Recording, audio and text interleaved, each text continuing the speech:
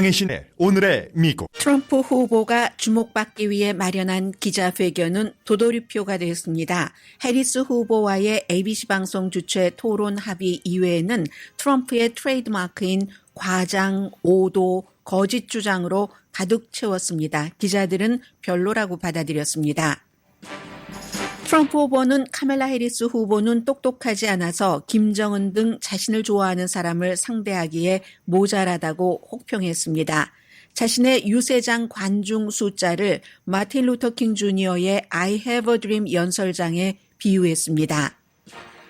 트럼프 후보로부터 기자회견을 안 한다고 비난받은 해리스 후보는 이달 안에 기자회견을 할 것이고 트럼프 후보가 제안한 추가 토론은 후보의 첫 번째 토론 참여 여부를 보면서 결정하겠다고 말했습니다. 팀 월즈 민주당 부통령 후보에 대한 지지 반대 의견들이 뉴스의 가치와 함께 여러 흥미거리도 줍니다. 그가 교사였을 때 학생 등 주변 사람이나 심지어 공화당의 한국의 사위라고 불리는 레리 호건 메릴랜드 전 주지사 등 대부분 사람들은 당을 가리지 않고 월즈 후보의 진정성을 믿으면서 칭찬합니다. 그러나 팀 월즈 부통령 후보를 가장 위험하게 보고 해리스 후보의 선택을 혹평한 사람은 월스트리트저널의 칼럼니스트 패기 누난입니다. 월즈 후보를 선택한 것은 해리스가 중도는 포용하지 않겠다는 전략이라고 비난했습니다. 블룸버그 뉴스가 취재한 결과 대부분의 경제 전문가들은 반 이상입니다. 9월에 연방준비제도의 전보 이자율 인하를 거부하는 것으로 나타났습니다. 0.25% 인하가 적당하다는 의견입니다. 파이낸셜 타임즈의 투자 전문 칼럼니스트는 최근 주식시장의 요동을 시장을 움직이는 아주 전문가들이 휴가를 간 사이 주니어 매니저와 알고리즘의 결과가 있기 때문에 모든 것을 던지지 말라고 충고합니다. 오히려 살 수 있으면 사라는 얘기도 합니다. 파리올림픽 200m 단거리 금메달에 얽힌 사실이 안타깝기도 하고 누구에겐가는 또 희열이기도 합니다. 여러분 안녕하십니까? 오늘의 미국 강혜신입니다. 어제 트럼프 전 대통령이 말하려고 해서 1시간 조금 넘게 기자회견을 했습니다. 그 기자회견이 트럼프 전 대통령으로서도 4월 달 이후에 처음이기 때문에 주목을 받았고 더군다나 이 기자회견은 기자들은 다 압니다. 요즘에 거의 3주일 동안 카멜라 해리스 또 그 이후에 최근에 며칠은 팀 월즈 부통령 후보에게 쫙 가니까 트럼프 전 대통령으로서는 늘 그 뉴스 사이클을 가지고 있었는데 이걸 견딜 수가 없어서 그 스팟라이트를 가져가고 싶은 마음도 분명히 있었을 겁니다. 그리고 그동안 트럼프 전 대통령이 이 스팟라이트를 가지고 갔었던 것은 바이든 대통령의 전략이기도 했고 이 모든 것들이 지금 다 바뀌고 있다는 여러 가지를 시사를 하는데요.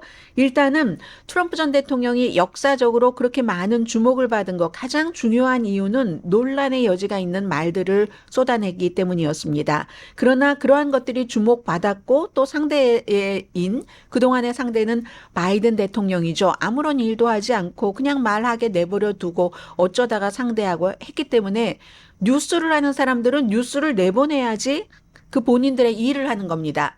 그래서도 사실은 트럼프 쪽으로 많이 기울었었습니다. 그런데 그러다가 카멜라 해리스라는 사람이 나와서 바이든 대통령과는 전혀 다른 아웃고잉 행보, 물론 공식적인 회견이나 인터뷰는 아직 하고 있지 않지만 그런 모습을 보이니까 트럼프 전 대통령이 이제 가려지고 말았습니다. 또 너무 오랫동안 그 사람만 취재를 했었던 이런 부분들도 있고요. 어제도 마찬가지였습니다. 지금 미국 세계대전 일어나기 직전이다. 그리고 또 해리스 부통령, 해리스 민주당 대선 후보를 지지하는 유대인은 머리 검사 받아야지 된다고, 뇌 검사 받아야지 된다고. 얼마 전에 한국의 청문회에서 있었던 그 발언 똑같이 이제 트럼프 전 대통령이 하고 있습니다. 어제도 수십 개의 질문을 받았고 해리스 부통령이 이렇게 대선 후보까지 되고 나서도 기자회견을 하지 않는 점을 굉장히 이제 질책을 많이 했고요. 제가 어제 있었던 것을 잠깐만 전해드리겠습니다. 그런데 트럼프 전 대통령은 전에는 트럼프 측에서도 그냥 트럼프는 트럼프가 되게 내버려둬 라고 얘기를 했었고 뭐 어제도 그런 모습이었습니다만 어제는 그래도 다른 때와 조금 다르기는 했습니다. 분위기 자체가 좀 삼바하다고 할까요? 좀 아무튼 해피하지 않아 보이는 것이고 그리고 그냥 무조건 무섭고 뭐 이런 게 아니라 좀 뭔가가 어두운 게 진짜 어두움 같은 그런 느낌. 또 하나 이제 뭐 지적은 별로 안 하던데 제가 볼 때는 제가 잘못 봤는지도 모르겠습니다만은 왜냐하면 카메라 텔레비전마다 다르니까. 머리나 얼굴 색깔에서 오렌지 빛깔이 많이 빠졌다. 일부러 바꾼 것 같다는 느낌이 들었거든요. 헤어 컬러도 그렇고 얼굴에 화장을 진하게 하잖아요. 트럼프 그 후보가. 그런데 그 진하게 하는 화장에서 오렌지빛, 구릿빛을 많이 뺐습니다. 그리고 얼굴 그 자체가 뭐 여러분들도 느끼시는지는 모르겠지만 제가 보기에는 굉장히 헬스케졌거든요. 그 암살 미수 사건 이후에 그런 달라짐이 조금 있긴 하지만 많은 말은 거의 똑같았습니다. 한 뭐 30초 정도만 들려드리자면은 우선 한 기자가 물어봤습니다.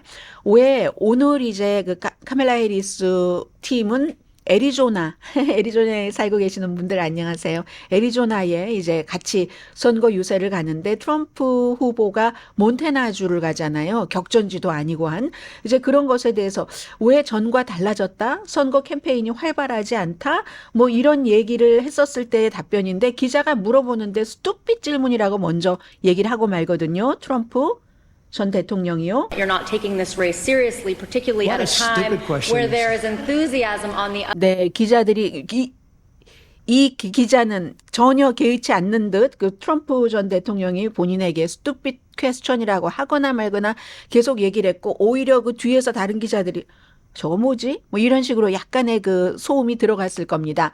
결론 질문은 그거잖아요. 왜 이렇게 격전지 같은 데서도 선거 유세를 활발하게 하지 않느냐. 여기에 대한 답변은 트럼프 전 대통령이 제가 30% 50%까지는 기억이 나는데요. 내가 리딩하는데 여론조사 결과가 지금 전체적으로 다 내가 30% 50% 이기고 있기 때문에 나는 할 필요가 없다. 다른 곳에 가서 어떤 선거 유세를 하더라도 내가 그곳에서 다른 사람들을 도와주기 위해서 다른 공화당 무슨 후보들을 도와주기 위해서 그렇지 아니 이렇게 수십 퍼센트 리드하고 있는데 뭐 구태여 뭐 현장에 가서 선거 유세를 할 필요가 뭐가 있어? 이렇게 답변을 합니다. And I don't have to go there because I'm leading those states, as you know, by 35, 40, 50 points. I'm leading by record numbers. I'm going because I want to help senators and congressmen get elected. 네, 그 사람들을 선출되게 하기 위해서 돕기 위해서 가는 거지 나는 갈 필요가 없다라고 얘기를 하면서 카멜라 해리스는 스마트하지 않다고 얘기를 합니다. 지금 미국은 경제적으로나 외교적인 여러 문제가 스마트해야지 되는데 스마트하지 않기 때문에 누가 뭐 푸틴 늘 하는 얘기입니다. 김정은까지 나오면서 이런 사람들을 카멜라 해리스가 상대할 수 있겠는가가 얘기였습니다. 어제 트럼프. Sorry, we need smart people to lead this country because our country's never been in this danger before, both economically, from an outside perspective. Russia doesn't respect us anymore. China doesn't respect us anymore. North Korea, Kim Jong-un, liked me a lot. He doesn't like this group. 네, 노스코리아의 김정은은 나를 좋아한다고 표현을 하는군요, 여기서. 그리고 이 그룹은 싫어한다. 해리스 그룹은 싫어한다. 이제 이런 얘기를 했습니다. 그러니까 기자들이 전에는 이런 얘기를 들어도 아이 또 그런가 보다. 새로운 얘기를 뭘 할까? 하고 기다리고 있는데 어제도 보니까 뭐 트럼프 전 대통령이 뒤돌아서서 가기도 전에 벌써 다들 짐 챙겨서 그 해리스 쪽 취재하려고 가는 그런 모습을 봤거든요. 이게 다른 겁니다. 기본적으로 그 밖에도 많은 말을 했는데 바이든에게서 해리스가 대통령직을 빼앗았다. 그리고 내가 말이야 미시건주에서 그 전날 15,000명이 모였잖아요. 민주당 유세장에서. 나는 미시건에서 25,000명이 모인 군중연설을 했는데 그때 한 비슷한 숫자는 들어오질 못했다고 이렇게 얘기를 하는데 사실 이 트럼프 그 후보가 미시건주의 그 유세를 얘기하는 유세 장소가 그랜드 그램피즈거든요. 12,000명 정원입니다. 미국에서 12,000명 정원인 그런 장소에 25,000명을 들여보냈겠습니까? 이제 이런 식으로 얘기를 하고, 그것보다도 오히려 저는 2021년도 1월 6일에 그 군중을 봐라. 그 의사당 폭동 사건 때 본인이 이제 의사당 바깥에서 얘기를 한 걸 얘기를 합니다. 그러면서 그건 I have a dream 사이즈였다. I have a dream. 마틴 루터 킹 그 주니어의 63년도에 그 사이즈에 정확하게 지금 추정되기로는 5분의 1입니다. 그날 많이 왔어도. 그런데 이제 이런 식으로 얘기를 하니까 이제는 더 이상 그 기자들이 별다른 흥미를 이 트럼프 후보에게 느끼지 못하는 것 같기도 하고요. 하나 달라진 것은 바이든 대통령은 그냥 트럼프 전 대통령이 당시에 센터에 있도록, 사이드에 있도록 그렇게 해서 스스로, 우리가 이런 얘기를 많이 했었잖아요. 트럼프의 적은 트럼프다. 스스로 이런 말 저런 말, 과격, 과장, 오도 이런 것을 하다가 보면은 스스로가 이제 자신의 발에 걸려서 넘어지고 만다. 뭐 이건 반대로 얘기하면 바이든 대통령은 그런 트럼프를 낚아채서 이게 이렇게 잘못됐어 하고 본인이 딱 올라갈 만한 그런 여러 가지 뭐 용기라든가 능력이라든가 자질이라든가 아니면 성향 자체가 거기에 맞지 않는다고 생각해서인지는 모르지만 어쨌든 트럼프를 그대로 내버려 뒀습니다. 그런데 그렇게 자라온 트럼프가, 언론계에서 그런 트럼프가 아니 내가 뒤로 밀리고 해리스 팀이 앞으로 나가는 것에는 익숙할 수가 없죠. 익숙할 수도 있겠지만 시간이 아마 필요할 겁니다.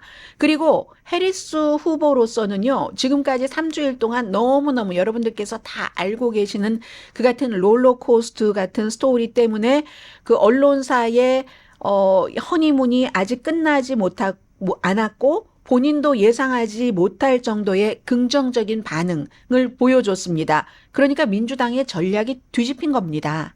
바이든 시대에 오케이, 트럼프 앞에서 다 나가다가 뭐 주목받는 때도 있지만 실수도 하고 하게, 이게 아니라 해리스는 이 경쟁이, 이 대선이 나에 관한 것이 되기를 이제는 원하는 겁니다. 3주일 사이에 자신감이 생기는 거죠. 그래서 이제 어제도 이제 트럼프 전 대통령과 일단 한 번은 토론을 하기로 했고, 뭐 그다음에는 뭐 또 보면서 하지만 저는 이달 말이 가기 전에 기자회견 하겠습니다. 아마 기자회견을 한다는 게 민주당 전당대회 이유가 될 것이라고 저는 짐작을 합니다. 왜냐하면 전당대회 때 쫙 올라가고 그 올라간 그 분위기, 기자들도 사람입니다. 그 분위기를 따라서 직후에 기자회견까지 해서 마무리를 한다면 굉장한 시너지 효과를 낼 수 있기 때문에 아마 전보다는 저는 후가 될 것이라고 생각을 하는데, 아무튼 이달이 가기 전에 기자회견을 한다고 하고 전당대회는 22일에 끝납니다.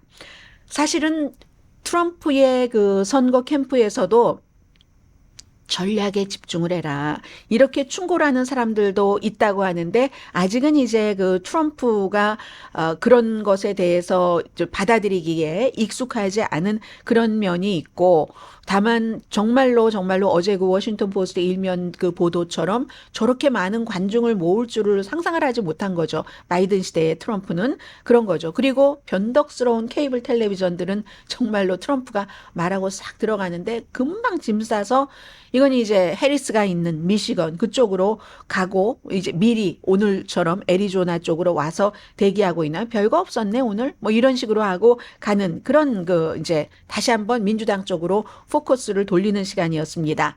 하나 어제 새로운 게 있었다면은 트럼프 전 대통령이 3가지 안을 갖고 나왔습니다. 원래는 한번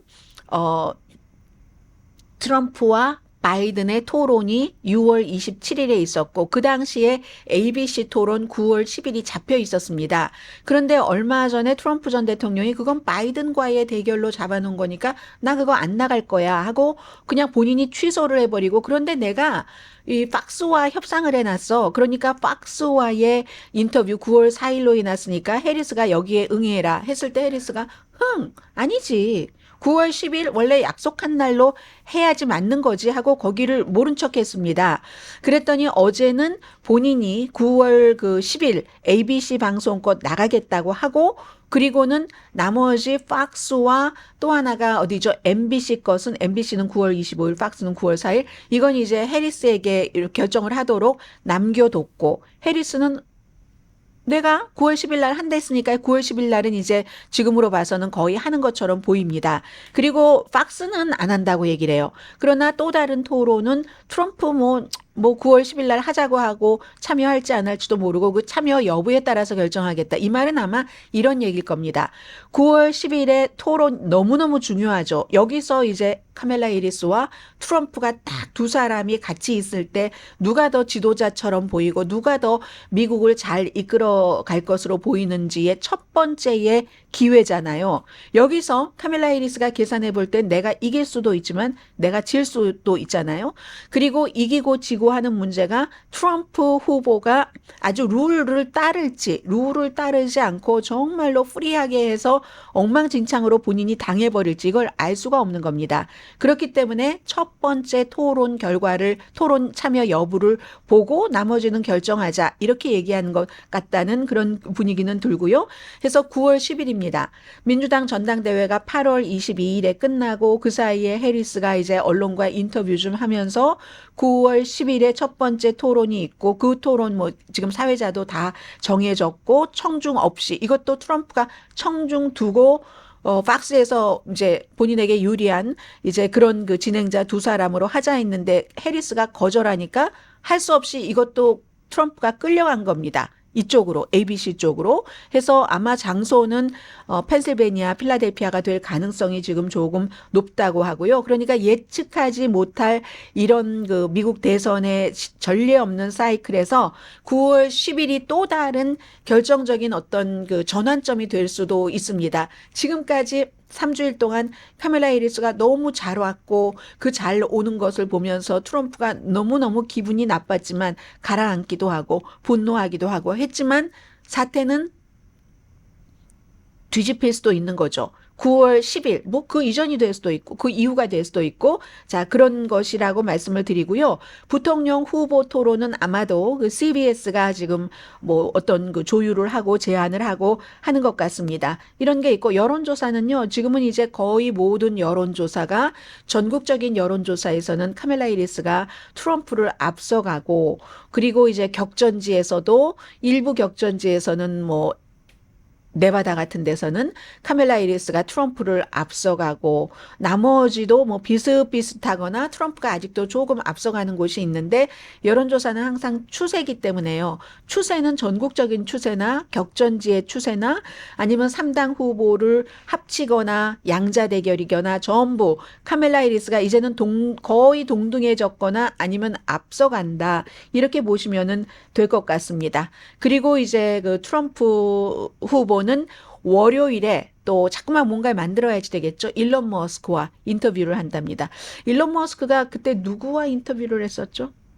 론 디센티스. 한창 트럼프가 이렇게 떠오르지 않았을 때 론 디센티스 플로리다 주지사가 마치 차기 공화당의 대선 후보가 될 것으로 거의 확정하는 사람도 있었던 그 시기에 일론 머스크가 했는데 그 당시에 뭐 X 이 기술 문제로 인해서 엉망진창돼 버렸었잖아요. 이번에 다시 이 일론 머스크와 트럼프 사이가 좋았다, 나빴다 하는 사람 이 두 사람이 이제 이 월요일이니까 그것도 주목이 되죠. 일론 머스크는 뭐 여러 가지 그 사업하는 사람으로서 정부의 지원과 후원을 받아야지 되는 부분도 있고 물론 전기자동차 같은 경우는 트럼프 후보가 엄청나게 비난을 하고 있지만 일론 머스크가 전기자동차 테슬라만 하는 사람은 아니잖아요. 뭐 스페이스 X도 있고 또 이 X도 있고 하기 때문에 서로 이제 이해관계에 의해서 뭉치는 그런 월요일의 모습인데 그게 이제 굉장히 중요한 것 같고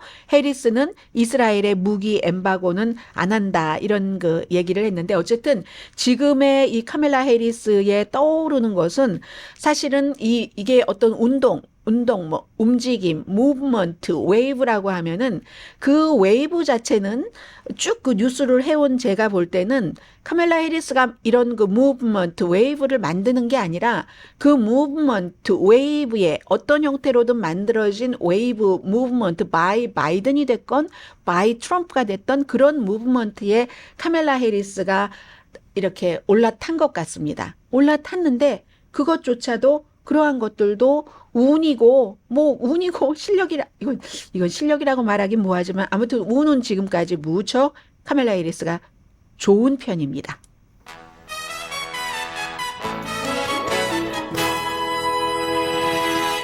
잠시 뒤에는 오늘 뭐 제가 재밌게 읽었었던 그 칼럼도 하나 있고 그리고 너무 뉴스가 많아요. 잠시 뒤에 오늘 그 주요 신문의 탑 뉴스부터 요약해 보겠습니다. 탑 뉴스를 통한 Right Now 뉴스에 대해서 전해드립니다.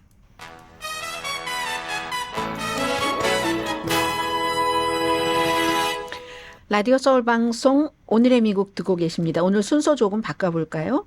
오늘 칼럼과 그리고 이제 영국의 BBC 방송이 좀 여러 사람들 의견을 들은 취재 내용 이런 걸 전해드리겠는데 부통령 후보에 대해서 좀 말씀을 드리겠습니다.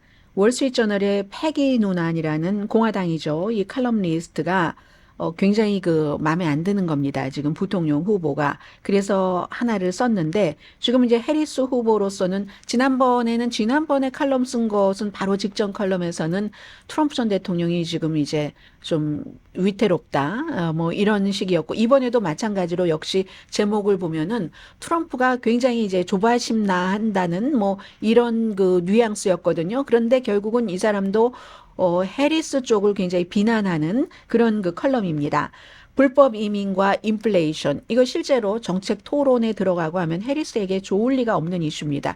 경제 같은 경우는요. 좀 나아진다 뭐 이렇게 저렇게 할지라도 조금이라도 전보다 나빠진다고 믿는다던가 이러면 엄청난 타격입니다.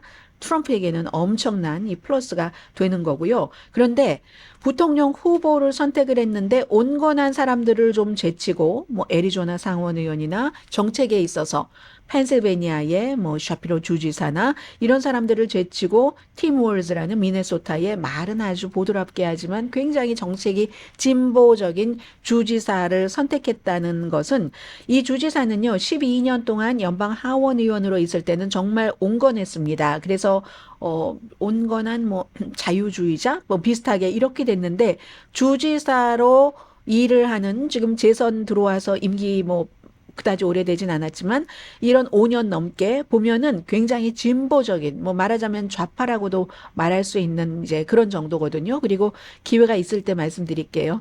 이제 부통령이 당선되고 나면은 지금 부지사가 인디언 부족입니다. 여성입니다. 그래서 최초에 이렇게 인디언 그 부족의 주지사가 탄생하게 되는 거죠. 일단은 나중에 다시 또 선출을 하겠지만 그래서 아무튼 이런 그 주지사인데 왜 팀 월즈를 선택을 했다는 것은 많은 사람들은 이렇게 얘기하죠. 시각이 이렇게 다른 거예요. 정말 많은 사람들은 조슈 샤피로가 주이시이기도 하고 그리고 너무나 아직 젊고 정말 야망이 가득 찹니다. 연설하는 것 보고 어떤 사람들은 음성만 들으셨으니까 라디오로는 너무 센데 너무 쏴해 하는데 사실은 그 비디오랑 같이 보면은 이게 완전하구나 완벽하구나 뭐 이런 느낌을 조금 받게 되거든요. 오바마 연설 보는 것 같구나. 근데 오바마는 더 철학적이고 이 사람은 조금 더 선동적이라고 할까요? 이런 건 있지만 그래서 그렇게 되면은 부통령이 너무 강하니까 그런 문제도 있고 또 이스라엘 하마스 전쟁 때문에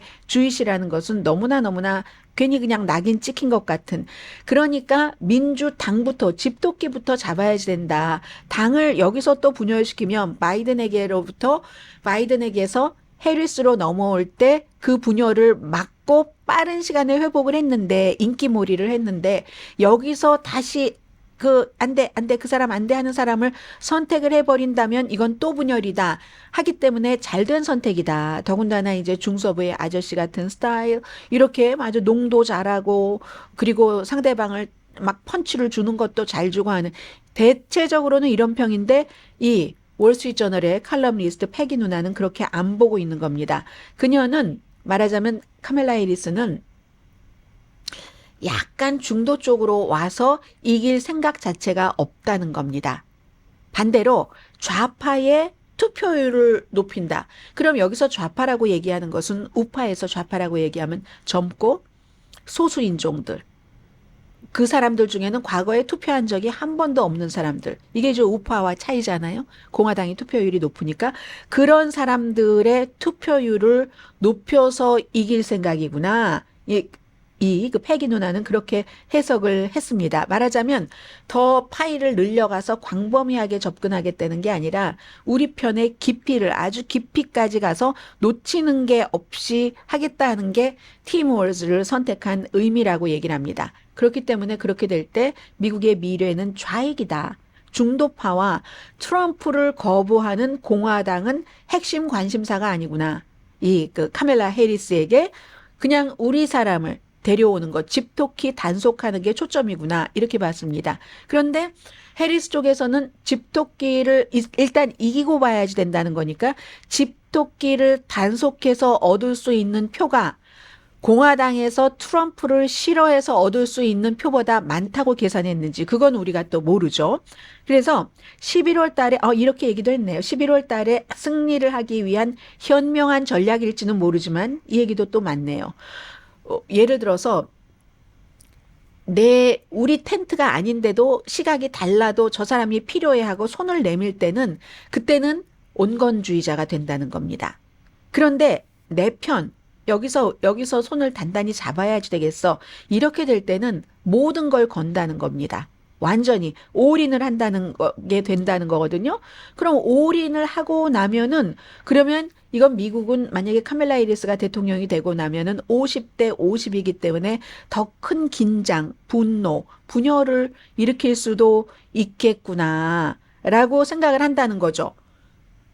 그런데 또 이거는 또 패기 누난의 얘기고 어떻게 해서든지 일단 트럼프를 막아야지 된다는 게 너무 강하고 트럼프를 막을 때 트럼프를 싫어하는 공화당 표보다 그 온건한 사람들의 그 표보다 민주당에서 그동안 바이든이 싫다고 저건 아니지 내가 양심이 있지 어떻게 4년 안 되겠어 이렇게 하고 투표장에 안 나가려고 했었던 사람 오히려 또 바이든에게서부터 4년 전에는 그에게 투표했는데 트럼프 쪽으로 기울었었던 젊은이들 젊은 남자들 이런 사람을 끌어가는 게 이기는 길이라고 민주당은 계산을 그렇게 했는지도 모르고 아니면 아는 사람들이 얘기하는 것처럼 정말 중서부에 미국의 어떤 중서 도시에 그냥 평범한 오디너리, 오디너리 피플이기 때문에 선택을 했는지 누가 알겠어요. 저는 해리스 남편은 알리라고 생각됩니다. 본인도 알고 아니면 최측근의 어떤 그 참모들 정도는 알까.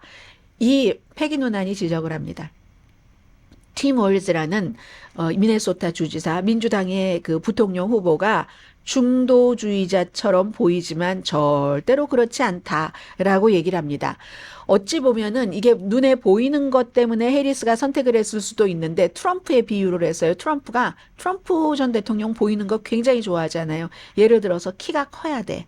백발이어야지 되고 좀 품위 있게 보여야지 돼. 누군가요? 첫 번째 행정부에서. 트럼프를 바보, 멍청이, 모란 이렇게 불렀다는 렉스 틸러슨 오일 회사의 CEO. 풍채 좋고 백발이고 남자고 국무장관감이야. 외무장관이니까. 그래서 시켰다는 것 아니에요. 자넷 옐런 계속 임기하려고 하다가 연방준비제도 의장으로서는 여자인데다가 키가 너무 작고 말이야. 이거 폼이 안 나. 없어. 아우라가 없어. 이게 이제 트럼프식이라고 하면은 그러면 민주당들도 마찬가지라는 겁니다. 이 팀 웰즈라는 사람이 보기에 통통하시고 웃고 대머리도 있으시고 이러니까는 중서부의 그냥 백인 이렇게 생각할지 모르는데 절대로 트럼프 쪽의 중서부의 백인이 아니라는 얘기입니다. 따뜻한 사람인 것을 넘어서 사람들은 따뜻하다고 해요. 그 사람 진정성이 있다고 합니다. 대부분의 사람들이. 그런데 내 편만 돕는 게 아니라 남의 편도 돕고 정치에서는 아니겠지만 따뜻한 게 아니라 뜨겁다고 웜한 게 아니라 핫한 사람이라고 얘기를 합니다. 핫하다 웜하다. 웜하다는 위험은 없고 핫하다는 위험은 있고 그러나 또 화끈한 뭔가를 이룰 수도 있고요. 그렇다는 거죠. 그러니까 그런 사람이니까 저 이상해. 저 인간들 이상해, weird 이런 말을 할 수 있다는 얘기를 하는 겁니다. 그런데 이제 이 패기 누난이라는 칼럼니스트가 딱 몇 사람을 지적을 하거든요. 이제 해리스의 부통령 선택이 너무 잘못됐다라는 걸 지적을 하면서 존 F 케네디가 린든 B 존슨을 좋아하지 않았다. 특히 존 F 케네디의 와이프는 끝까지 린든 B 존슨, 그 제클린 케네디는 믿지 않고 엄청 싫어했다고 하잖아요.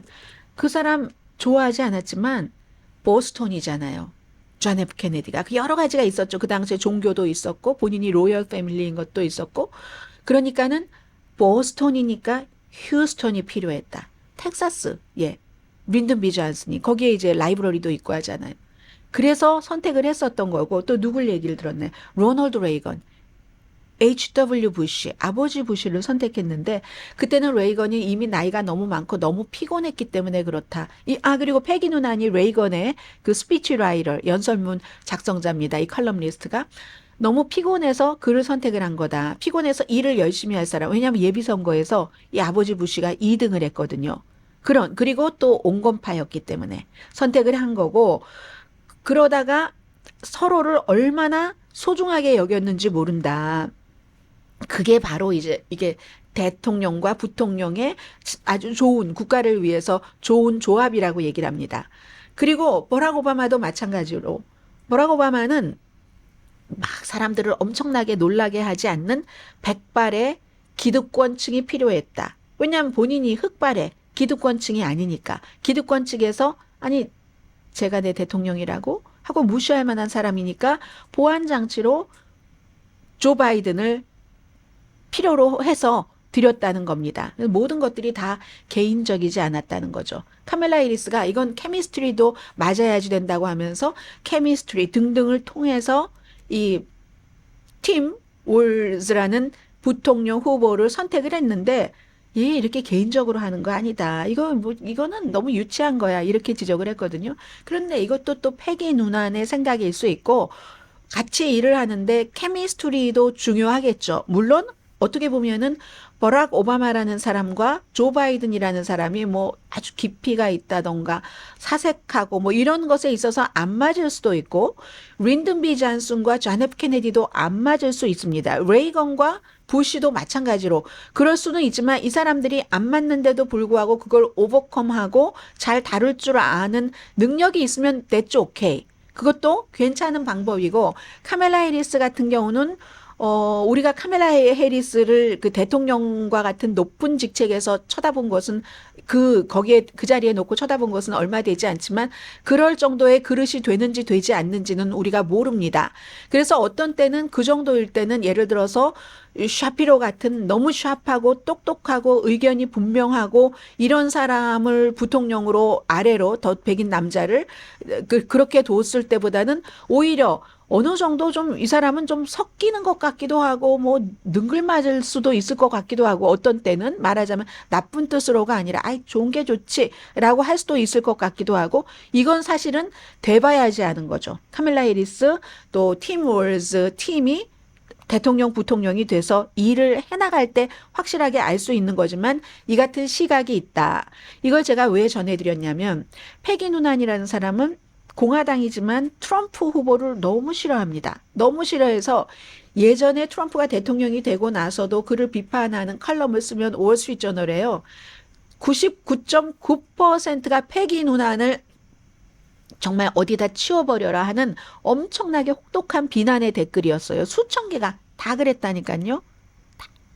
정말 거의 다 그랬었습니다. 그런데 그런 패기 누난조차도 또 이제 와서 이 민주당이 약간 그 희망의 빛이 보이고 또 이러니까 민주당에서 그 카멜라 해리스가 이건 잘못한 것 같아 하는 이게 애정이 섞인 그 칼럼은 전혀 아니거든요. 그래서 이제 이런 것들이 보인다 하는 것을 전해드리고 그리고 이제 그에 비해서 이 BBC 방송 등이 쭉 그 취재를 했어요. 취재를 했는데 사람들이 팀 월즈를 어떻게 보느냐 하는 것에 대해서 예전에 그 고등학교에 지금은 이제 다 성인이 됐는데 선생님을 뭐 17년인가 했잖아요. 방위군을 24년을 하고 그리고 하원 의원 주지사를 했습니다. 그때에 참 그 학생들이 얘기를 하는데요. 뭐라고 얘기를 하냐면 정말 저 선생님처럼 맨케이토든가요? 그 고등학교에서 이렇게 하는데 정말 저렇게 좋은 선생님일 수가 없다. 그리고 이제 특히 그 고등학교 하이스쿨에 풋볼 코치를 했으니까 그 당시에 오픈리 게이 선수가 있었어요. 선수가 선생님한테 가서 너무너무 괴롭힘을 당한다 했더니 선생님이 점심시간 같은 때 수업 시간에는 선생님들이 있으니까 점심시간 같은 때 그 학생들을 그런 학생을 안전하게 하기 위해서 점심시간에 슈퍼바이저, 그래서 그 런치타임 슈퍼바이저 역할을 했었던 겁니다. 그런 것들이 있었고 정말로 그 선생님 때문에 내가 생명이 위험하지 않고 그렇게 학교를 다닐 수 있었다. 뭐 이런 얘기도 하고요. 아무튼 많은 사람들이 같이 일을 해봤었던 사람들은 에너지가 너무 많대요. 아침에 출근할 때나 퇴근할 때나 그 에너지 레벨이 똑같다. 뭐 이런 얘기들. 뭐 좋다는 거의가 다 좋다고 얘기를 하거든요. 심지어는 레리 호건, 그 한국의 사위라고 불리는 메릴랜드 그 주지사도 내가 주지사로서 같이 일을 해볼 그럴 기회가 있었는데 정말 그러니까 그런 척하거나 막 정치인 권모술수 이런 게 없는 사람이다. 이제 이런 식으로 얘기를 하거든요. 그리고 어느 정도냐면 이 사람이 이제 집도 없어요. 그리고 주식도 없고 이건 이제 월스트리트저널이 어제 자세히 계산을 해놨던데 그에 비해서 JD 벤스라는 사람은 엄청나게 돈 많은 사람이죠. 이 벤처 캐피털 투자가로서 또 이제 본인이 금에도 투자하고 무슨 뭐 암호화폐에도 투자를 하고 가난한 집에서 태어났지만 그리고 그의 와이프 우샤 그 벤스도 부동산을 포함해서 뭐 약 400만 달러에서 1000만 달러 정도 순자산 그 정도는 갖고 있다. 뭐 이렇게 얘기를 하니까 완전히 두 사람은 다른 거예요. 그리고 처음에 이제 팀 월즈 미네소타 주지사가 되기 전에 연방 하원 의원이 돼서 오리엔테이션 가서 여러 가지 얘기를 하는데 좀 뭔가 베네핏이 깎이고 뭐 월급이 좀 깎이고 뭐 이런 얘기를 들었대요. 그랬더니 옆에 스텝이라고 하든가요. 보좌관한테 딱 얘기를 했답니다. 아니 이거 뭔 말하는 거지. 내가 평생 가장 많이 벌었었던 때보다 4배가 많은데 연방 하원의원의 연봉. 그런 식으로 또 어떤 사람은 그 나이에 돈이 그렇게 없고 직함간 없으면 능력이 없는 사람이야. 이렇게 얘기하시는 분들도 계시던데 남의 사정을 그렇게 함부로 얘기하는 거 아닙니다. 잠시 뒤에 뵙겠습니다.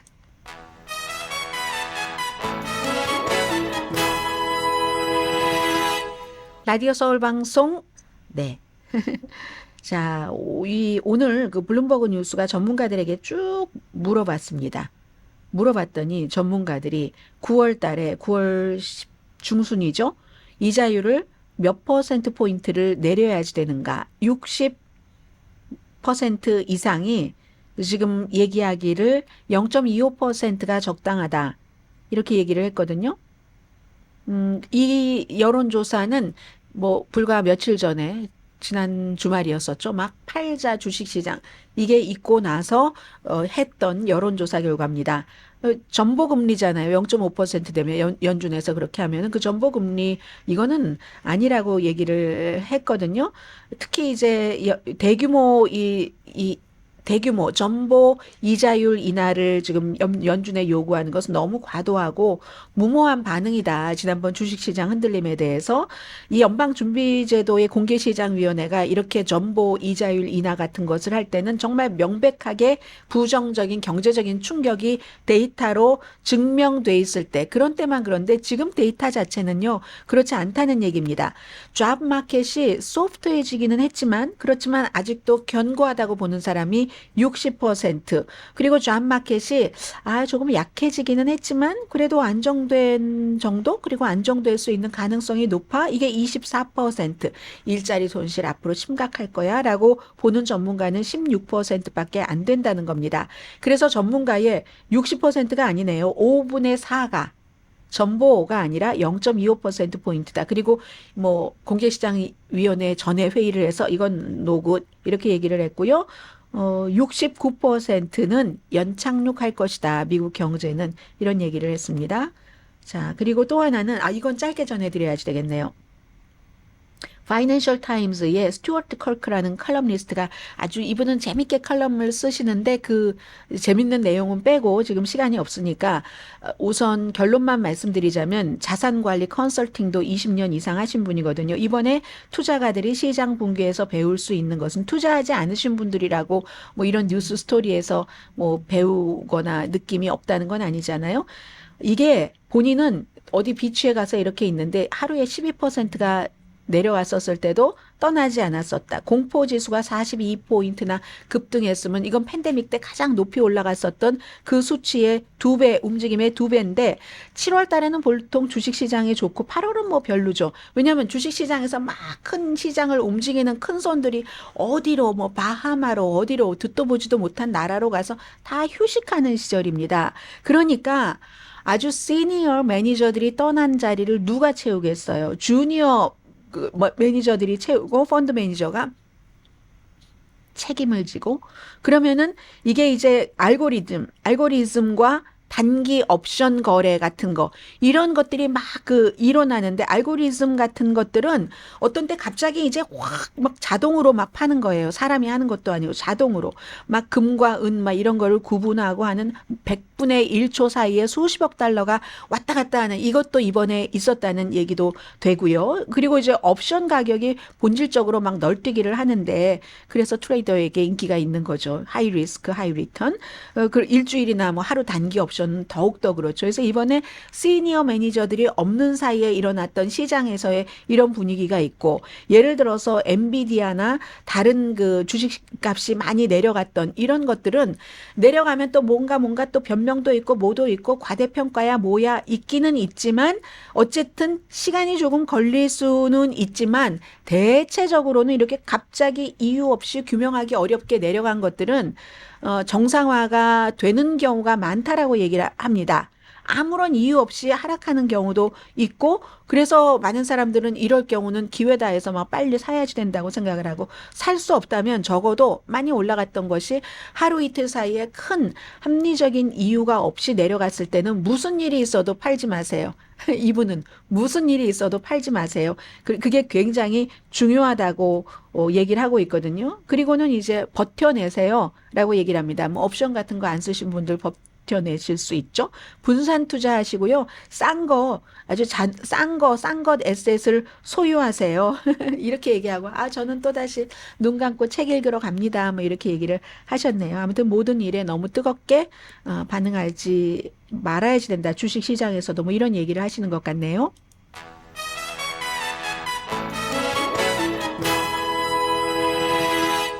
라디오 서울 방송 오늘의 미국 듣고 계십니다. 야, 뭐 젊은 층에서는 이 정도라는 것 나이 드신 분들 관심이 없으시더라도 며칠째입니까? 지금 테일러 스위프트 콘서트가 오스트리아에서 취소가 된 것이 아이시스 지금 계속 취재를 하고 있잖아요. 수사를 하고 있잖아요. 테러 위협으로. 뉴욕타임스 일면이에요. 비엔나에서 정말 젊은이들이 막 울고 아니 어떤 사람은 보스턴에서 그러니까 우리 케이팝 스타들 보러 오는 것과 마찬가지입니다. 보스턴에서 오스트리아 비엔나까지 갔는데 이게 그렇게 됐어도 또 막 길에서 젊은이들이에요. 전부 거의 뭐 10대로 보이는데 젊은이들이 그래도 뭐 뭔가를 한다고 하는 거. 워싱턴 포스트도 가슴 아프게 하면서 사랑해요. 테일러 스위프트 어떤 그 10대는 14살 생일 축하 파티를 그 테일러 스위프트의 그 콘서트에서 하려고 했는데 이렇게 됐다. 모든 완전히 뉴욕 포스트는 틴들에게는 이건 폭탄이다 라고 얘기를 했고 전부 모든 신문이 일면에 이 내용을 실었습니다. 그리고 뭐 뒤에 카멜라 해리스의 실루엣이 보인 것을 뭔가 어디 소셜미디어에 올렸다 하는 건데 그건 카멜라 해리스가 아니라요. 백댄서가 아니라 백싱어였다고 얘기는 아무튼 하더군요. 그리고는 애틀란타 저널 컨스티튜션은 월스트리트의 바운스. 이게 애틀란타 저널 컨스티튜션이 은근히 전국적인 신문이에요. 이런 월스트리트에 다시 돌아온 것, 아주 샤프하게 랠리가 된 것을 지적을 했고 월스트리트 저널은 어제 제가 말씀드렸던 모기지 이자율이 내려가는 것. 그리고 제가 오늘 제일 인상 깊게 봤던 건 잠시 뒤에 말씀을 드리자면요. 오늘 워싱턴 포스트예요. 워싱턴 포스트에 어떻게 나왔냐면 워싱턴 포스트가 정치 중심 신문이잖아요. 탁 바닥에서 그냥 딱 우는 것 같은 그런 선수, 미국의 스프린터, 그 단거리 육상 선수 노아 라이스입니다. 일요일에 너무 잘했기 때문에 100m에서 야 정말 스릴 넘치는 그 경기 골드를 보고는 이번에 200m도 또 골드 받겠구나 했는데 웬일입니까? 땅바닥에 팍 주저앉았어요. 숨을 헐떡였고 휠체어를 타고 트랙을 떠났습니다. 동메달 받았죠. 화요일에 코비드 양성이었다는 겁니다. 그러니까 이 사람이 제시 오웬스처럼 될 거야? 뭐 우사인 볼트, 칼 루이스 했던 그런 뭐라고 할까요? 레전드가 아니라 이제 곧 잊혀질 사람이 됐네? 뭐 이런 생각? 그렇긴 하지만 본인은 아주 최선을 다해서 자랑스럽다고 하고요. 근데 제가 웃었던 것은 보츠와나의 레칠레 테베고라는 선수가 금메달을 받았거든요. 이 나라에 처음 주고 최초의 아프리칸 원주민이 이렇게 금메달을 받은 일도 있었습니다. 올림픽에서. 강혜신이었습니다. 200m에서요.